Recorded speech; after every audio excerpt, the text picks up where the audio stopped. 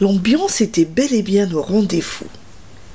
Les touristes et les parigots se faufilaient autour d'une longue queue afin de célébrer le village international de la gastronomie. Organisé du 21 au 24 mars au pied de la Tour Eiffel, l'événement a connu un succès malgré la manifestation des Gilets jaunes. Belle réussite, on est très heureux.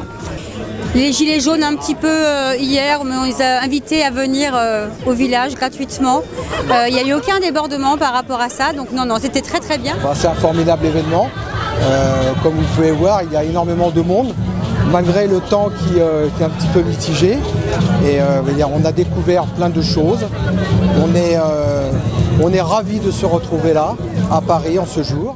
60 pays ont participé à cette 4e édition, parmi ceux-ci 8 pays africains. La gastronomie, c'est aussi de la diplomatie, c'est aussi plusieurs États, c'est le mariage et l'alchimie des peuples et aussi des saveurs et des aromates.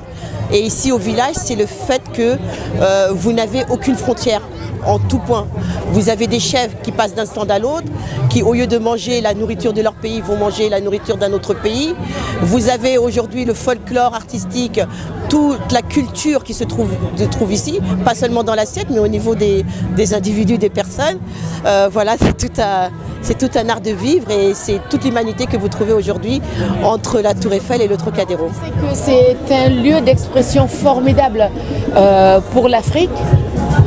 Parce qu'il y a une multitude de pays, il y a l'Afrique, il y a les autres continents qui sont représentés et mon Mali, qui est le premier producteur de coton, est là à ce titre-là pour justement dire que le coton est issu de l'agriculture, mais qu'il y a de la décoration, de l'art de table qu'on peut faire avec les étoffes en bogolan et qu'on peut aussi porter du beau bogolan en recevant ses invités pour manger, mais il y a ce côté graine de coton qui sert à faire beaucoup de choses en Afrique.